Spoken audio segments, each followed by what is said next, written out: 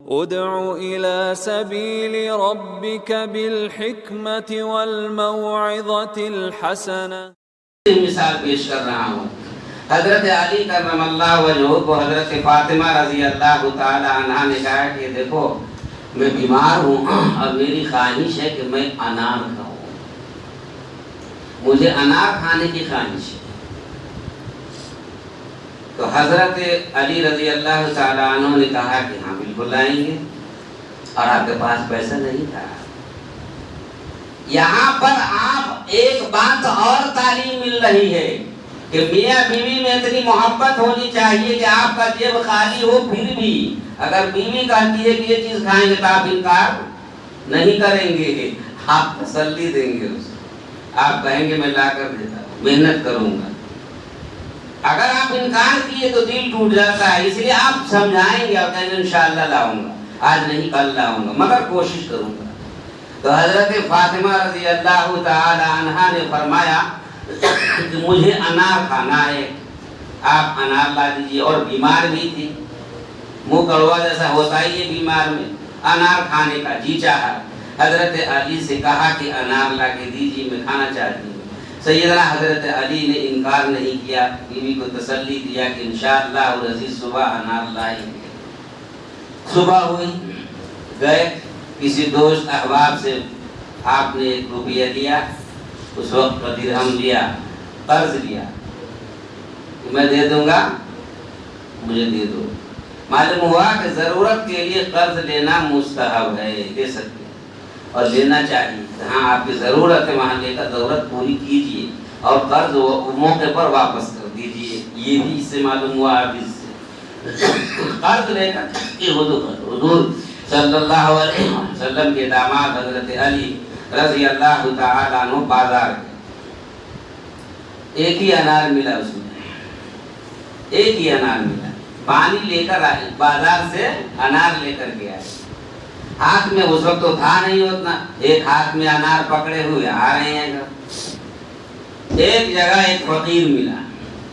وہ فقیر کہہ رہا تھا اللہ کے واسطے جو ایک انار اللہ کے راستے میں دے دے گا اللہ اسے 10 انار عطا فرمائے گا. اللہ کے راستے میں ایک انار جو دے دے گا اللہ تعالیٰ اسے 10 انار عطا فرمائے گا. اب مصیبت میں پڑ گئے. نہیں ہم لوگ ہوتے تو وہ انار چھپا دیتے، منہ کہیں اور گھما دیتے اور فقیر خود دیتے نہیں چلے جاتے. فقیر مانگتا ہے تو ہم لوگ نہیں دیتے، نہیں رہے تو کوئی بات نہیں ہے، رہتا بھی ہے تو بھی نہیں دیتے ہیں اور آگے چلے جاتے ہیں. اور یہ کون ہے؟ داماد رسول حضرت علی رضی اللہ تعالی عنہ ہیں.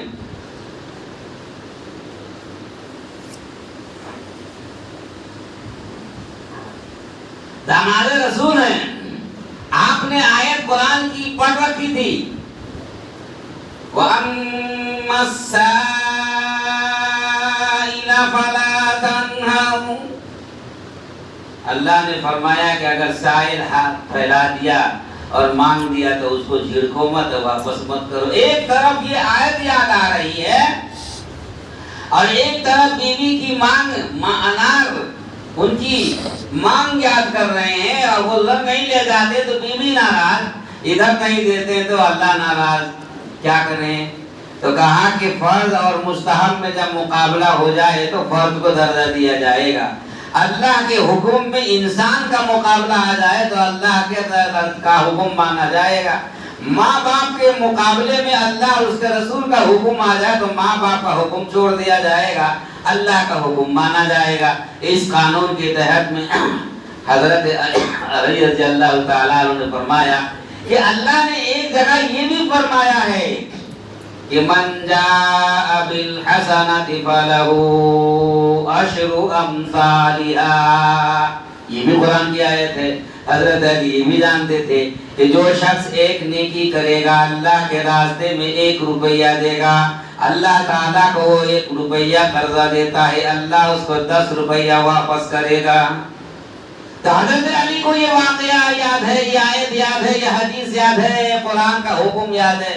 ادھر بیوی کا حکم ہے، کیا کرنا چاہیے؟ مسئلہ فتویٰ کیا ہے کہ بیوی کی بات کو چھوڑ دو، قرآن کی اس بات پر عمل کرو، اللہ بیوی کے حکم کو تمہارا کوئی غیر کا ذریعہ لگا دے گا، اور اس کی قسمت میں اگر انار لکھی ہے کوئی روک نہیں سکتا ہے، وہ انار وہ کھا کر ہی رہے گا، اس لیے کہ قسمت میں لکھا ہوا ہے یہ روزی اس کے حلق تک پہنچ کر رہے گی، یہ بھی جانتے تھے حضرت علی، اس لیے ایک انار اس فقیر کو دے دیا۔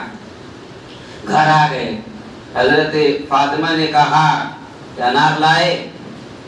حضرت علی نے کہا کہ کل لاؤں گا، آج نہیں ہو سکا، جھوٹ بھی نہیں بولے، واقعہ بھی نہیں بتایا۔ صبح ہوئی پھر بازار گئے، 1 روپیہ اور قرضہ لیا، اور بازار گئے، ایک انار پھر لیا، پھر آئے، پھر اسی جگہ پر جہاں پر کل وہ فقیر ملا تھا اسی جگہ پر وہ فقیر ملا، اور انار دیکھ کر کے کہا اللہ کے راستے میں جو ایک انار دے دے گا اللہ تعالیٰ اسے 10 انار عطا فرمائے گا، اللہ کے راستے میں جو ایک انار دے دے گا اللہ تعالیٰ اسے 10 انار عطا فرمائے گا۔ اب حضرت علی نے کہا کہ کیا ہوا، تماشا ہے بھائی، یہ آدمی کل بھی مل گیا آج بھی مل گیا، لگتا ہے کہ کوئی بات ہے۔ فوراً پھر اس انار کو حضرت علی نے اس فقیر کو دیا، گھر چلے گئے۔ زوجہ نے پوچھا انار لائے؟ تو آپ نے فرمایا کہ آج بھی نہیں ہو سکا، معافی چاہتا ہوں، کل ضرور لے کے آؤں گا، کل مس نہیں کروں گا، کل وعدہ خلافی نہیں ہوگی۔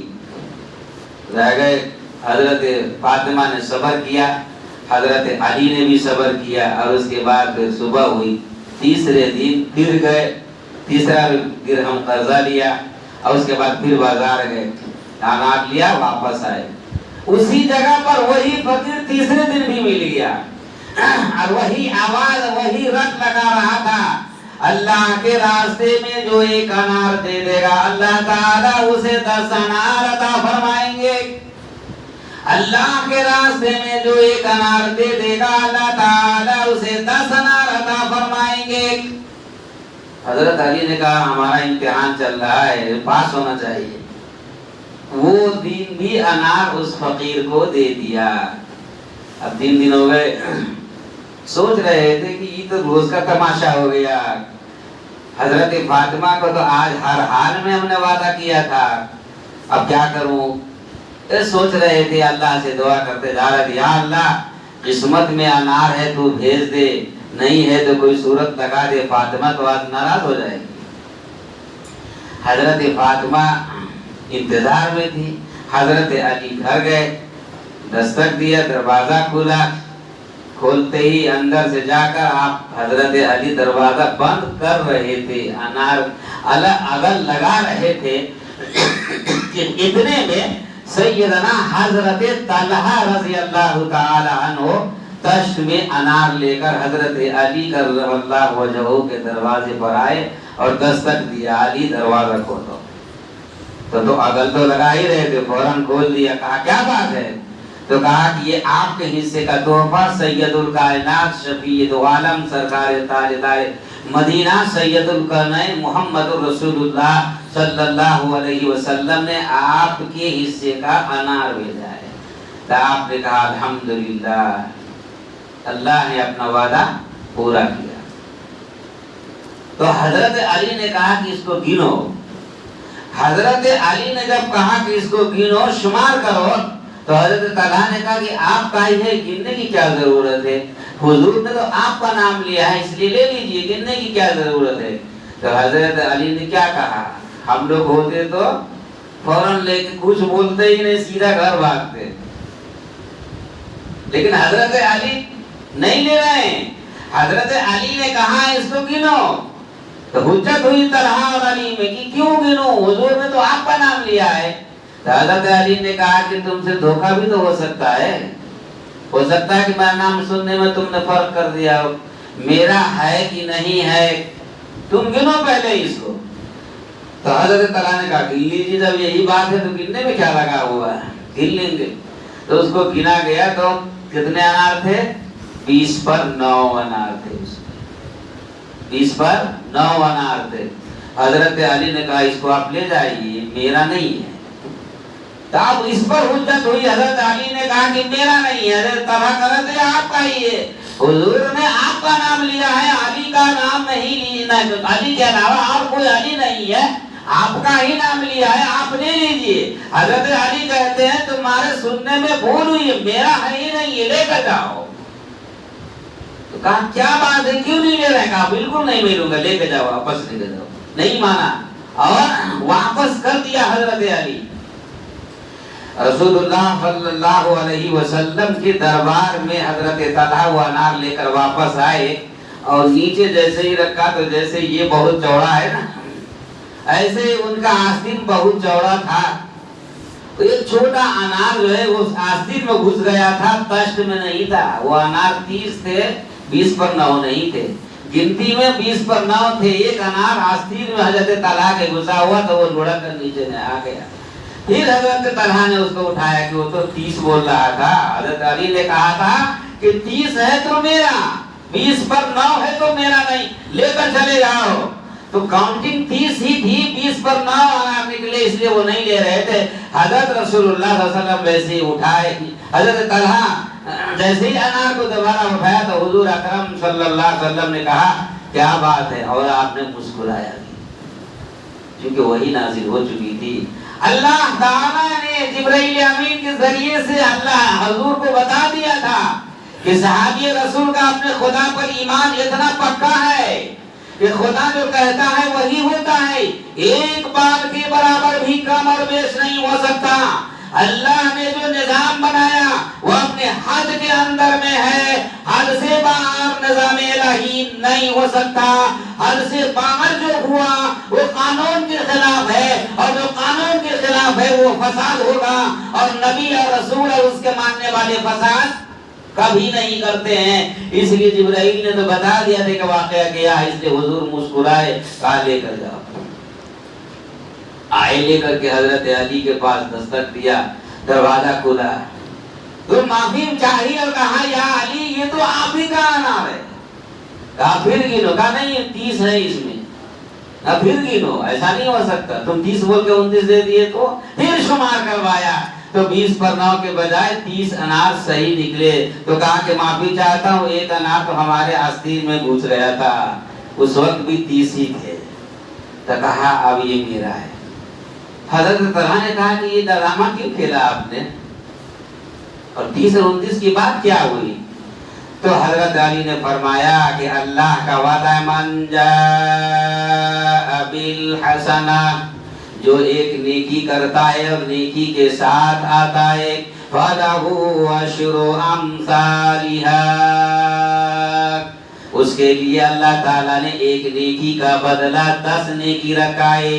اور کیلکولیٹر ہے، میتھمیٹکس میں قرآن غلط نہیں ہو سکتا، قرآن میتھمیٹکس کا قاعدہ بھی بتاتا ہے، اس لیے 3 into 1 کتنا ہوا، 10 into 10 دیے 30، 3 تو 10 30 ہوگا۔ تو یہ کیلکولیٹر کیسے غلط ہو جائے گا؟ بالعشرات من جاء بالحسنات فله عشر امثالها، اس میں میتھمیٹکس کا قانون داخل ہے۔ اللہ فرما رہے ہیں کہ 10 into 3 30 ہوتا ہے، تو 29 کیسے کر دو گے؟ اس میں تو اللہ حساب بتا رہا ہے، علم ریاضی کا قاعدہ بتا رہا ہے، اور تم ریاضی کی قاعدے کے خلاف 30 کو 29 کر رہے تھے۔ اللہ کا وعدہ ہے کہ اللہ اگر دے گا ایک نیکی کے بدلے میں 10، یہ کیلکولیٹر ہے، تو پھر 3 کے بدلے میں 30 ہونے چاہیے نا۔ تو حضرت طلحہ نے کہا کیا 3؟ کہا میں 3 انار اللہ کے راستے میں دیا تھا، 3 دنوں سے اللہ کے راستے میں اللہ کا فقیر مجھ سے مانگ رہا ہے، اور اللہ نے وعدہ کیا ہے حدیث ترمذی کی کہ جو شخص کسی فقیر کو ایک لقمہ دیتا ہے یا ایک چیز دیتا ہے تو گویا کہ وہ مجھ کو قرضہ دیتا ہے، اللہ کہتا ہے۔ اور اس لیے کہ فقیر کو فقیر میں بنایا تھا تمہارا کام کرنے کے لیے اور تمہاری آزمائش کے لیے، اور آزمائش میں پکے نکل گئے تو اللہ اپنے کیلکولیٹر حساب سے غلط نہیں کرتا۔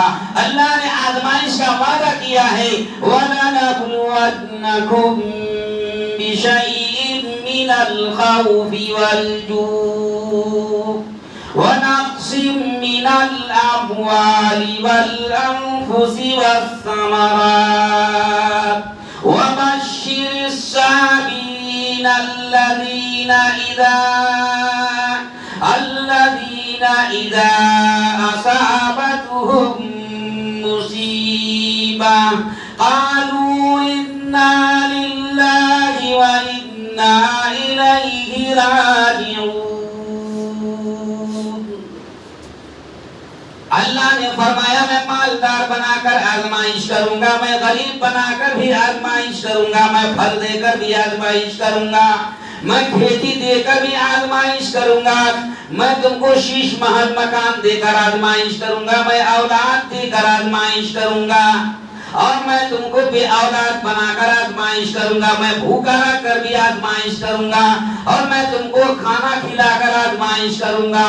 میرا تمہارے لیے امتحان چل رہا، میں تم سے امتحان لیتا ہوں. وَلَنَبْلُوَنَّكُمْ بِشَيْءٍ، مجھے جس چیز سے مرضی ہوگی اس چیز کو عطا کر کے اور چھین کر کے میں امتحان میں ڈالوں گا. امتحان کا مطلب یہ ہے کہ ہر حال میں تو متقی بنتا ہے یا نہیں، ہر حال میں تو کلمہ طیبہ کا پڑھنے والا، ماننے والا اور تقاضا پر عمل کرنے والا بنتا ہے یا نہیں، حریص بن جاتا ہے، لالچی بن جاتا ہے، حدود اللہ کو چھوڑ دیتا ہے، اپنے سرکل سے باہر جاتا ہے، یا آزمائش کے وقت بھی سرکل میں رہتا ہے.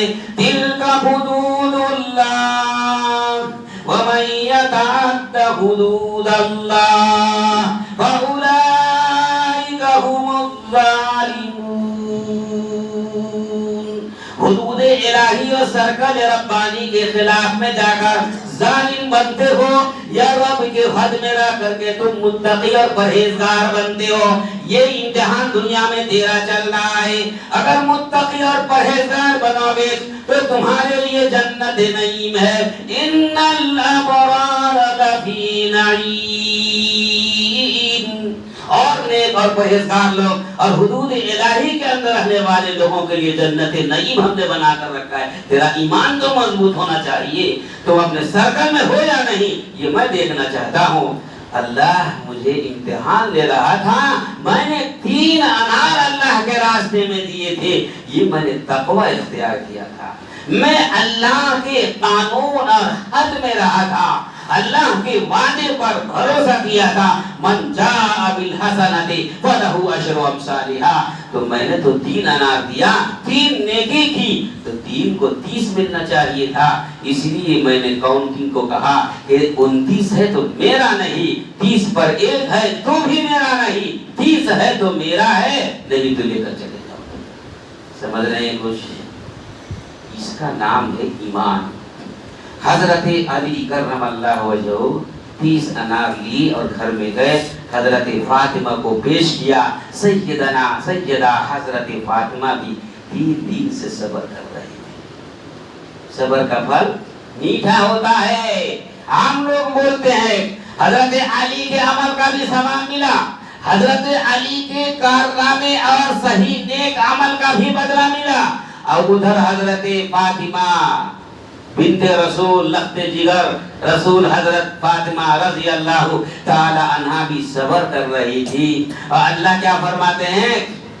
ان اللہ مع الصابرین، اللہ صبر کرنے والوں کے ساتھ میں. جو آج صبر کرتا ہے اللہ اس کو کل 2 گنا عطا فرماتا ہے. ایک چیز پر صبر کر کے حد میں رہتا ہے، اللہ کے قانون کے اندر میں ہی رہتا ہے، حرص نہیں کرتا اور لالچ نہیں کرتا. حرص و لالچ میں ربانی الہی حد کو نہیں توڑتا ہے. تو اللہ کہتا ہے اس صابروں کے ساتھ میں ہوں، اس کو میں بہترین بدلہ عطا فرماؤں گا، دنیا میں بھی اس کو نوازوں گا اور موت کے بعد بھی نوازوں گا، موت کے وقت بھی نوازوں گا. حضرت فاطمہ صبر کر رہی تھی تو اللہ تعالیٰ نے حضرت فاطمہ اپنے شوہر سے 1 انار کی پیشکش کیا مانگا تھا، اور حضرت علی کے ذریعے سے اللہ نے صبر کا دامن جب دیکھا مشاہدہ ہے تو اللہ تعالیٰ نے حضرت فاطمہ کو 30 انار عطا فرمایا. صبر کا بھی بدلہ ملا، حضرت علی کے قرآن پر آیت کرنے کا بھی بدلہ ملا، اور اس کے بعد کہتے ہیں یہ 30 انار ان کی قسمت میں تھا، اس لیے 30 پر ایک بھی نہیں لیا اور 20 پر 9 بھی نہیں لیا۔ اللہ پیدا ہونے کے بعد انسان جب پیدا ہوتا ہے تو اس کی عمر لکھی جاتی ہے، 80 یا 70 سال کی عمر ہے، کوئی 80 پر 2 زندہ نہیں رہ سکتا، کوئی 70 پر 1 سال 1 منٹ بھی آگے زندہ نہیں رہ سکتا۔ اللہ فرماتے ہیں کہ جب عمر کا وقت آ جاتا ہے لا يستقدمون ولا يستاخرون، 1 سیکنڈ کا ہم موقع نہیں دیں گے تم کو ہنستے کھیلتے رلاتے کسی وجہ سے بھی تیرے عمل کے بدلے میں ہم تم کو اپنے پاس گھسیٹ لیں گے۔ چاہے تم اپنے آپ کو محفوظ رہنے کے لیے اور اپنے آپ کو بچنے کے لیے عمر بڑھانے کے لیے اگر تم اپنی کوشش کرنے لگو تو آسمان پر چڑھ جاؤ، تمہاری عمر بڑھ نہیں سکتی ہے اور کوشش کرنے سے تمہارے مال بڑھ نہیں سکتے ہیں۔ اللہ کے نبی نے اسی لیے حدیث فرمائی، قال النبی صلی اللہ علیہ وسلم الرزق مقسوم والحدیث معروف۔ جو اللہ پر ایمان رکھ کر چھوڑ دیتا ہے، اللہ فرماتے ہیں کہ روزی جو مقصود اور متعین ہے اس کی فکس طور پر جو اللہ کے ہاں سے لے کر آیا ہے، اگر وہ حرص کرتا ہے لالچ کرتا ہے اور لالچ میں حرام کماتا ہے، ادھر ادھر ناچتا پھرتا ہے اور ذرائع روزی کے ذریعے غلط اختیار کرتا ہے، اللہ نے فرمایا جو روزی ہم نے فکس کی تھی ہمارا اختیار ہے، ہم اس کو چھین بھی دیں۔ اللہ اس کے فکس شدہ روزی کو چھین لیتا ہے جو لالچ کرتا ہے، جو تول میں کمی کرتا ہے، جو تول میں زیادتی کرتا ہے، جو بڑھنے کے لیے ترکیبیں لگاتا ہے، جو مال جمع کرنے کے لیے بہت ترکیبیں لگاتا ہے۔ اللہ نے کہا کہ تم بڑھا نہیں سکتے، وہ تو فکس ڈپازٹ ہے، اور تم گھٹا بھی نہیں سکتے، وہ فکس ڈپازٹ ہے۔ ایسے لوگ جو لالچ کرتے ہیں، اللہ تعالیٰ فرماتے ہیں کہ الرزق مقسوم والحدیث معروف، اپنے نبی کے زبانی فرمایا کہ روزی تو تقسیم شدہ اور بٹی ہوئی ہے، جو لالچ کرتا ہے اس کو چھین لیا جاتا ہے اور اسے لے لیا جاتا ہے۔ پھر کیا کرنا ہے؟ اللہ نے فرمایا ایسے لوگوں کے لیے ہم باضابطہ قرآن میں آیت نازل فرما دیے اور کہا وَيْلٌ لِكُلِّ هُمَزَةٍ لُمَزَةٍ الَّذِي جَمَعَ مَالًا وَعَدَّدَهُ يَحْسَبُ أَنَّ مَالَهُ أَخْلَدَهُ۔ جو مال کی خرابی ہے تم نہیں جانتے، وہ لوگ جو مال کی لالچ کرتے ہیں اور حدود سے باہر اپنے راستے سے کٹ جاتے ہیں، اللہ نے فرمایا ایسے لوگوں کے لیے بڑی خرابی ہے۔ وَيْلٌ لِكُلِّ هُمَزَةٍ لُمَزَةٍ الَّذِي جَمَعَ مَالًا وَعَدَّدَهُ، مال جمع کرتا ہے اور گنتا بھی ہے، پیسہ زیادہ آ گیا گننا شمار کیجئے، کبھی 500 گھٹ جائے گا کبھی 500 بڑھ جائے گا، ایسا تو ہوتا ہی رہتے ہے۔ اللہ اس کو کہتا ہے مال گنتے ہو اور اس پر فکر کرتے ہو، اور جس نے مال دیا ہے اس کا خیال نہیں کرتے۔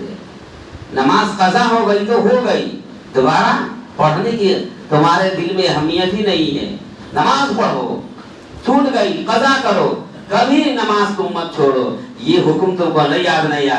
اللہ نے فرمایا سب کچھ ہم نے نماز میں رکھا ہے، سب کچھ ہم نے حج کے اندر رہنے والوں کے لیے رکھا ہے، اور نماز حدود الہی کا پہلا حکم ہے کلمہ کے بعد، اور تم نماز ہی چھوڑتے ہو۔ تیری روزی نماز میں ہے، تو تیری صحت نماز میں ہے، تیری ترقی نماز میں ہے، تیری بھلائی نماز میں ہے، تیری تنزلی نماز چھوڑنے میں ہے۔ اس لیے اللہ نے فرمایا ہے قد افلح المؤمنون الذین هم فی صلاتهم خاشعون، وہی لوگ کامیاب ہوں گے جو کہ اپنے آپ کو متقی اور پرہیزگار بن کر نماز پڑھتے ہیں۔ تم نماز میں رہ کر اللہ سے روزی تلاش کرو، اور پھر اپنے پاس تلاش کرنے کا حکم دیا ہے۔ تلاش کا مطلب ہے محنت کرنا۔ آپ کو جس لائن میں اللہ نے عبور عطا فرمایا ہے وہ اس لائن سے آپ کو محنت کرنی چاہیے، اس لائن سے آپ کو روزی مقدر کی ہر حال میں مل کر رہے گی۔ لائن سے الگ ہو جائیں گے تو آپ بے لائن ہو گئے. اب بے لائن والا آدمی پریشان ہوتا ہے, پھر اس کو لائن پر ہی لانا پڑے گا. ریل گاڑی کو لائن پر چلنے کے لیے بنایا ہے, ریل کو پٹری پر, اب تو اسی پر چلنے کے لیے اس کو بنائیں گے. اس کو بے لائن چلا سکتے ہیں آپ؟ ریل کو پٹری پر ہی چلانا پڑے گا, بس کو سڑک پر ہی چلانا پڑے گا. کوئی آدمی بس کو ریل کی پٹری پر چلانا شروع کر دے اور ریل کو پچ روڈ پر اور جو ہے ہائی وے پر چلانا شروع کر دے, ہوگا؟ جس لائن میں آپ ہیں اور اسی لائن میں آپ کو کمانا پڑے گا. تو آپ جو ہے اگر میکینیکل لائن کو سیکھا ہے تو آپ اسی میں کمائیے, کم و بیش آپ کی روزی اس میں ملے گی. آپ تاجر ہیں تو آپ تجارت میں لگے رہیے, آپ کو اس میں روزی ہوگی.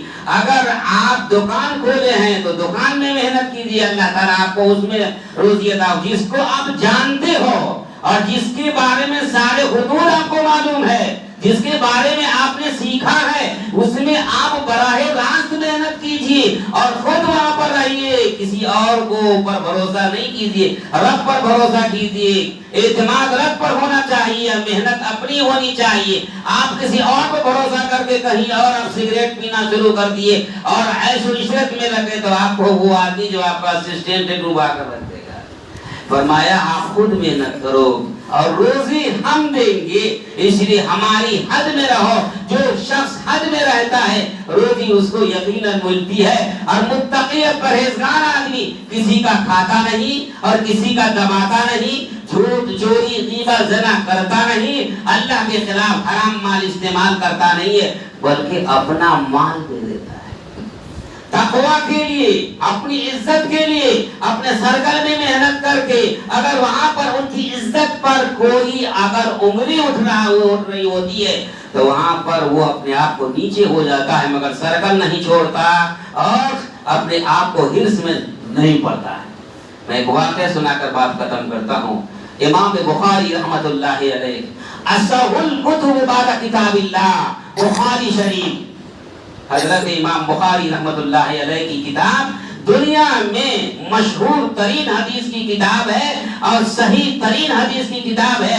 اللہ کی کتاب کے بعد دنیا میں سب سے بڑی کتاب بخاری شریف کتاب ہے. اس کتاب کے مصنف نے لکھا ہر حدیث کو علامہ بخاری نے وضو کر کے لکھا ہے. ایک حدیث کو وضو کر کے لکھا ہے, پھر دوسری حدیث کے لیے وضو کیا کرتے تھے. اتنے بڑے پایا کے عالم دین علامہ بخاری رحمت اللہ علیہ نے اپنی امیج کو دیکھا, اپنی حیثیت کو دیکھا, اپنے مال کی طرف نگاہ نہیں کی. ایک وقت سفر کر رہے تھے, غالباً عراق سے آپ کہیں پانی جہاز میں جا رہے تھے. راستے میں اتفاق سے ایک چور مل کر بیٹھ گیا بازو میں, پڑوسی بن گیا چور.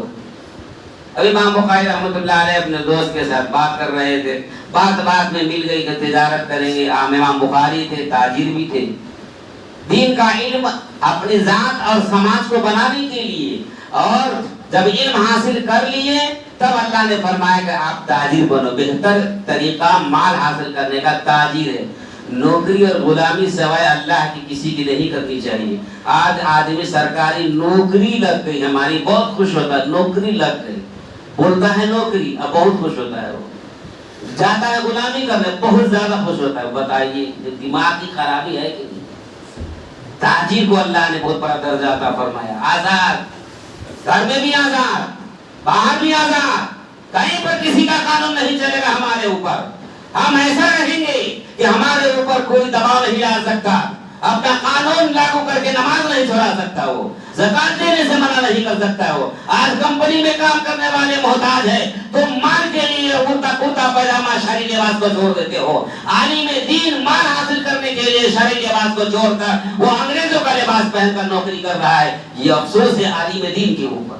عام آدمی کی بات چھوڑ دیجیے آپ, تو آپ اپنے سرکل کو نہیں چھوڑیں گے, آپ اپنے حدود کو نہیں چھوڑیں گے. سیدنا امام بخاری رحمت اللہ علیہ تاجر بھی تھے. امام بخاری رحمت اللہ علیہ بہت بڑے محدث بھی تھے, اور اپنے مال کمانے کے لیے, تجارت کرنے کے لیے آپ سفر کر رہے تھے. سمندری راستے میں آپ کے بازو میں ایک چور آ کر بیٹھ گیا, ڈاکو آ کر بیٹھ گیا, اور بات میں آپ کی زبان سے نکل گئی کہ میرے پاس, آپ نے اپنے ساتھیوں سے کہا کہ میرے پاس 40,000 اشرفیاں ہیں, تجارت کے لیے لے کے جا رہے تھے. امام بخاری رحمت اللہ علیہ, ابھی آدمی جو ڈاکو جو بیٹھا ہوا تھا اس کے کان کھڑے ہوئے, 40,000 اشرفی تو بہت اچھا موقع ہے.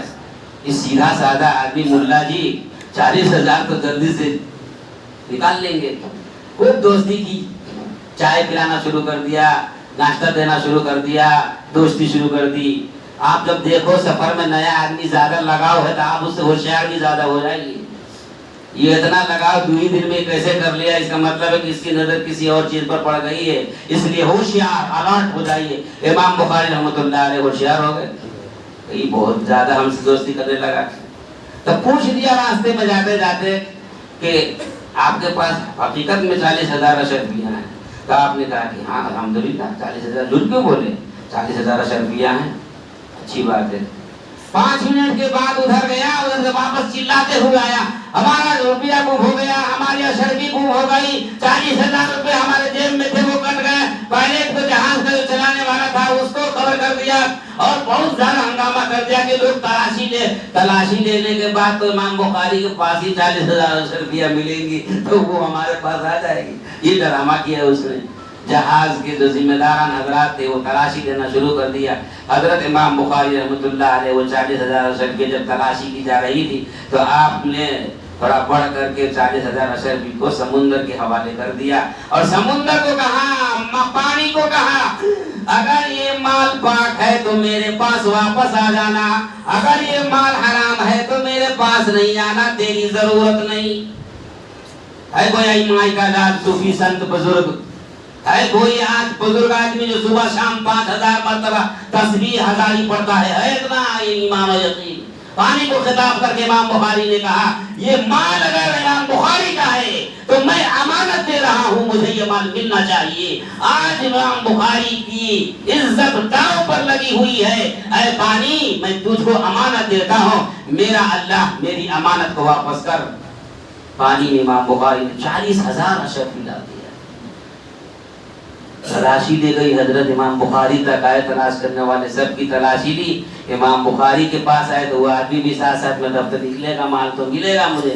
امام بخاری بتارے ایک جھولا لیے ہوئے اور کچھ بھی تو تھا نہیں, وہ جھولا تو پانی میں ہی ڈال دیا. پورا دیکھا کچھ نہیں ملا, امام بخاری کے پاس بھی نہیں ملا. تو تلاشی لینے والوں نے اس آدمی کو کہا تو سچ بھی بولتا ہے جھوٹ بول رہا ہے, سب کی تو تلاشی لے لی کوئی آدمی نہیں بچا, اس کا مطلب کہ تو ہی گڑبڑ ہے. یہ آدمی ہکا بکا ہوا تو معلوم ہوا کہ ہاں اس نے تو تھوڑی ہیرا پھیری کرنے کی کوشش کی ہے. اس کو جہاز کے ذمہ داروں نے گرفتار کر لیا اور اپنے پاس بٹھانے کے تجھے جیل میں ڈال دوں گا, تو بہت پریشان کیا پبلک کو.